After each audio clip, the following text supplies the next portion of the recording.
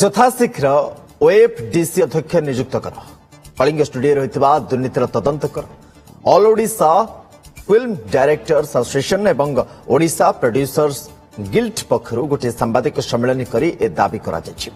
ସମ୍ମିଳନୀରେ ଫିଲ୍ମ ନିର୍ଦ୍ଦେଶକ ପଦ୍ମଶ୍ରୀ ଶିଶିର ମିଶ୍ର, ସଞ୍ଜୟ ନାୟକ ଏବଂ ପ୍ରଯୋଜକ ଗିଲ୍ଡର ଅରୁଣ ମହାନ୍ତିଙ୍କ ସହିତ संगठन अन्य सदस्य भी उपस्थित थे। उभय संगठन तरफ ओडिशा दुर्नीति निवारण विभाग और मुख्यमंत्री उद्देश्य दि जाइथिबा कलिंग स्टूडियो दुर्नीति संपर्कित अभियोग बरणी प्रदान करा जायतिला। या सहित ई धारारे आगकू हेबाकु थिबा कार्यधारा उपरे विस्तृत आलोचना मध्य करा जायछि। तेबे नै कलिंग स्टूडियो कर्तृपक्षक प्रतिक्रिया किंतु मिलि डायरेक्टर छबिटे करबा पई हमर सरकार सब फैसिलिटी दबा उचित किसी फैसिलिटी नहीं।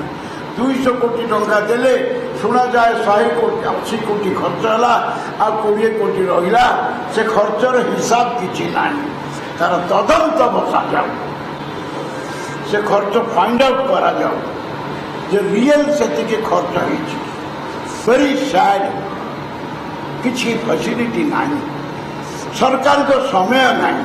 आम अनुरोध करूँ सरकार समय बाहर करंतु। जो 200 कोटी टंकार स्कैमटा होती जो खाली गेट अच्छी कलिंग स्टूडियो ना कलिंग स्टूडियो गायब हो जाए सुटिंग गोटे दिन कौन गोटे घंटा भी से मटेरियल ना पुलिस स्टेशन अच्छी ना कोर्ट अच्छी ना क्लासरूम अच्छी किसी ना ता भर खाली काचर घर।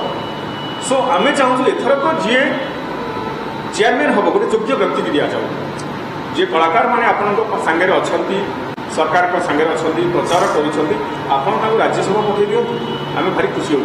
किंतु ओएफडीसी एगेन जन कलाकार को से चेयर में बसई इंडस्ट्री की बर्बाद करूँ आउ थे।